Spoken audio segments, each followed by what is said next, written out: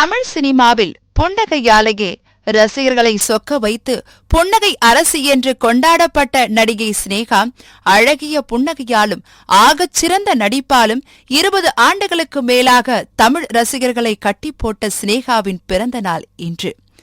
சுகாசினி என்ற இயற்பெயர் கொண்ட சினேகா தெலுங்கை தாய்மொழியாக கொண்டவர். இவர் துபாயில் படித்து வளர்ந்த பின்பு அவருடைய குடும்பம் தமிழகத்திற்கு குடிபெயர்ந்தது. இங்கனே ஒரு நிலாபக்ஷே என்னும் மலையாள படத்தின் மூலம் நடிகையாக அறிமுகமானார். ഒരു പേഴ്സണൽ പ്രോബ്ലം ആരാധനൊരു സൊല്യൂഷൻ പറഞ്ഞുതരാൻ അറിയില്ല. അതുകൊണ്ട് 4-5 പേര് എഴുതി നറുക്കിടാന്ന് വെച്ചു. தொடர்ந்து தமிழில் சுசி கணேசனின் விரும்புகிறேன் திரைப்படத்தில் நடிக்க ஒப்பந்தமானார். அந்த படம் வெளியாக தாமதமாகவே அப்பொழுது அலைப்பாயுதே படத்தின் மூலம் பெரும் புகழ் அடைந்திருந்த மாதவனின் ஜோடியாக நடித்து 2001 வெளியான என்னவளே சினேகாவை தமிழ் சினிமாவுக்கு அறிமுகப்படுத்திய படமாக அமைந்துவிட்டது.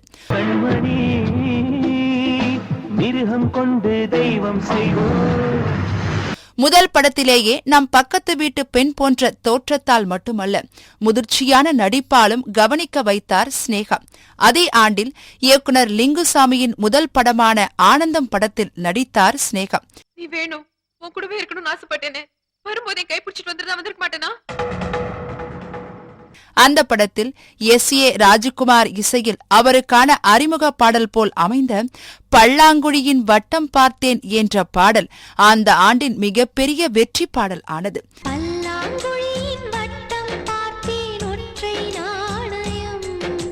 அதில் புது பொலிவுடனும் பாந்தமான அழகுடனும் மின்னிய சினேகா தமிழகத்தின் பட்டி தொட்டி எங்கும் பிரபலமானார்.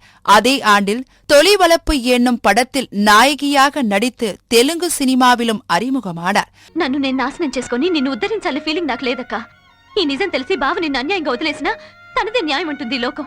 தொடர்ந்து இயக்குனர் சிகரம் K. பாலச்சந்தரின் 100வது படமான பார்த்தாலே பரவசம், கமலஹாசன் நடித்த பம்மல் கே சம்பந்தம் ஆகிய படங்களில் 2ஆம் நாயகியாக நடித்து கவனம் பெற்றார்.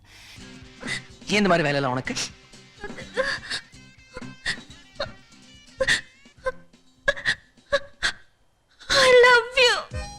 2002 புன்னகை தேசம் படத்திலும் விக்ரம் இயக்கிய உன்னை நினைத்த படத்திலும் 2 நாயகியர் இருந்தாலும் சினேகாவுக்கே அதிகம் முக்கியத்துவம் வாய்ந்த கதாபாத்திரம் கிடைத்தது.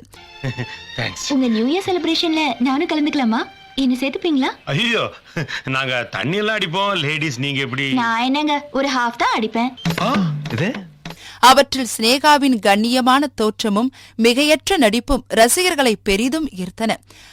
மழை வருது, நான் வீட்டுக்கு கிளம்புறேன். வந்த சந்தோஷம் தானே, உங்களுக்கு தான் மழை பிடிக்குமே. என்னமோ தெரியல, இப்ப பிடிக்கல. ஏன் நீ ரொம்ப அழகா இருக்க திரைப்படத்தில் நகர்ப்புற பெண்ணாக அழகிலும் நடிப்பிலும் மட்டுமல்ல, மெல்லிய கவர்ச்சியிலும் ரசிகர்களை ரசிக்க வைத்தார் சினேகா.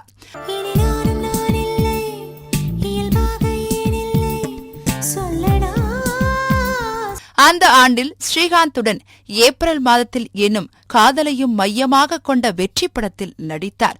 இந்த படம் கல்லூரி மாணவர்களிடையே மிகப்பெரிய வெற்றியை பெற்றது. உங்களுக்கு என்ன பிடிக்கும்? Michael Angelo's painting, Muthya Muralidharan bowling, Mexican food, Mercedes Benz, Osho speech, Tulip flowers, Chitra Vishweswaran dance, Kumaragam guest house, Siddharth Basu quiz, and all-time favorite SPB music. 2003 விஜயுடன் அவர் நடித்த வசீகரா நகைச்சுவை நிரம்பிய காதல் கதையாக ரசிக்கத்தக்க வகையில் அமைந்திருந்தது. சில நேரம் மனசுக்கு நெருக்கமா வந்து சந்தோஷப்படுத்துறேன், சில நேரம் என்னை விட்டு ரொம்ப தூரம் விலகி போய் காயப்படுத்துறேன். அடுத்த சில மாதங்களில் வெளியான பார்த்திபன் கனவு சினேகாவின் பெயர் சொல்லும் படமாக அமைந்தது. இந்த படத்தில் வெளி உலகம் அறியாத இல்லத்தரசி, நவீன சிந்தனைகள் கொண்ட இளம்பெண் என 2 முற்றிலும் நேர் எதிர் கதாபாத்திரங்களில் வெகு சிறப்பாக வேறுபட்டு காண்பித்து நடித்திருந்தார் சினேகா. இது எனக்கு மட்டும் சொந்தமாகும் கூந்தல் குழந்தைதான். அடுத்த ஆண்டு சேரன் இயக்கத்தில் வெளியான ஆட்டோகிராஃப் படத்தில் நாயகனின் தோழியாக, ஊக்கசக்தியாக முக்கியமான கதாபாத்திரத்தில் முதிர்ச்சியுடன் நடித்திருந்தார். அனைவராலும் உச்சி முகர்ந்து கொண்டாடப்பட்ட அந்த படம் சினேகாவின் திரைவாழ்வில் இன்னொரு மைல்கல்லாக அமைந்தது. அவங்களுக்கும் அந்த மாதிரி கதைகள் இருக்கும். அது மறந்துட்டு மனசை மாத்திக்கிட்டு குழந்தைங்க வைஃப்னு வாழ்ந்துட்டு தான் இருப்பாங்க. ஏன்னா அதான் இயல்பு, அப்படிதான் இருக்க முடியும். அந்த படத்தில் இவர் பாடுவது போன்று அமைந்த ஒவ்வொரு பூக்களுமே பாடல் மிகப்பெரிய வெற்றி பெற்றதோடு அவ்வாண்டின் சிறந்த பாடலுக்கான தேசிய விருதை வென்றார்.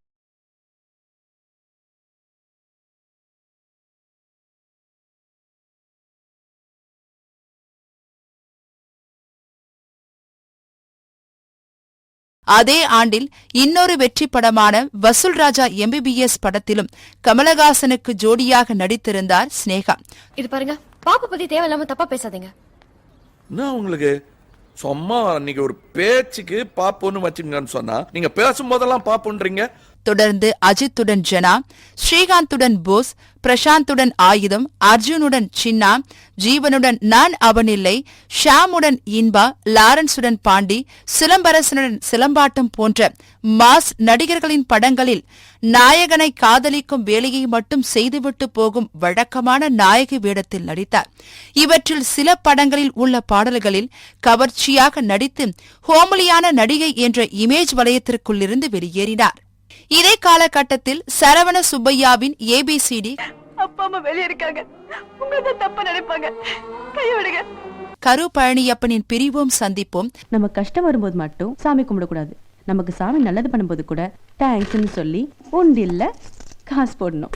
தங்கர் பச்சானின் பள்ளிக்கூடம் போன்ற படங்களில் வலுவான நாயகி கதாபாத்திரங்களிலும் நடித்து திறமையான நடிகை என்ற நற்பெயரையும் மதிப்பையும் தக்க வைத்தார். நீ என்னதான் நினைச்சு நிற்க? என்ன பைத்தியமாக்கிட்டு நீ புஸ்தகத்தோட வாழ போறியா? தமிழ், தெலுங்கு என இரு மொழிகளிலும் மாறி மாறி நடித்து வந்தார். அவ்வப்பொழுது மலையாள, கன்னட படங்களிலும் நடித்தார். நான் குலாண்ட பெண்ணா. 2006 செல்வராகவன் இயக்கத்தில் வெளியான புதுப்பேட்டை படத்தில் பாலியல் தொழிலாளியாக நடித்தார்.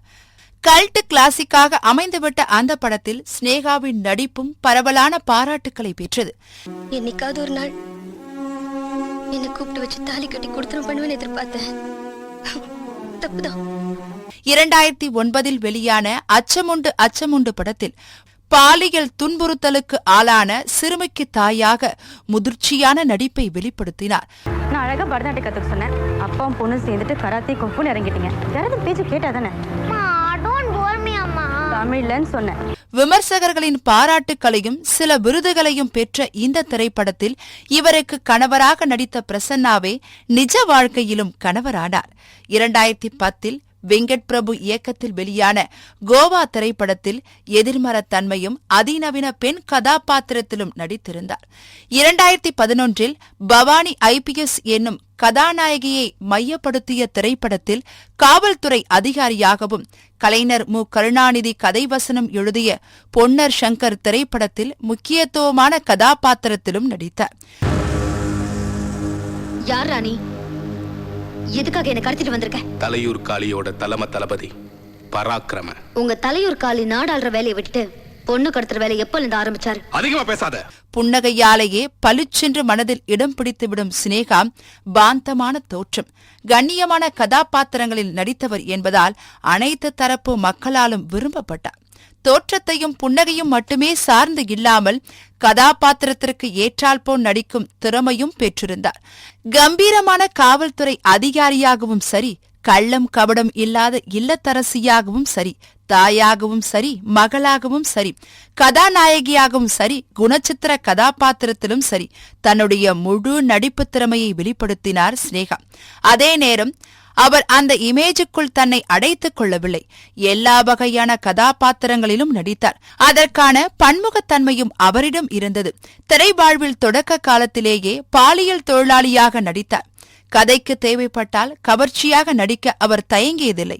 அதே நேரம் அந்த கவர்ச்சி, ஆபாசம், வக்கிரம் ஆகியவற்றை தொட்டு விடாமல், முகம் சுளிக்க வைக்காமல் அளவாக இருப்பதை உறுதி செய்தார். பல படங்களில் முதிர்ச்சியான நடிப்பை வெளிப்படுத்தியதோடு நாயகியாக இருந்துவிட்டு வலுவான துணை கதாபாத்திரங்களில் நடிப்பவராக மாறிய பிறகும் ஒரு நடிகையாக அவருடைய மதிப்பும் முக்கியத்துவமும் குறைந்துவிடவில்லை. இன்றைய தலைமுறையினரின் ரசனை மாற்றமும் நவீன சிந்தனைகளின் பரவலும் பெண்களுக்கான வாய்ப்புகளை பன்மடங்கு அதிகரித்திருக்கின்றன.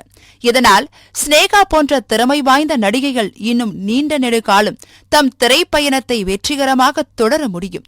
இன்னும் பல தரமான படங்களில் சிறப்பான கதாபாத்திரங்களில் நடித்து இன்னும் அழுத்தமான தடங்களை பதிக்கக்கூடிய வல்லமை ஸ்னேகாவிடம் உண்டு. 42வது பிறந்த நாள் காணும் புன்னகை அரசிக்கு வெளிச்சம் தொலைக்காட்சியின் சார்பாக பிறந்த நாள் வாழ்த்துக்கள்.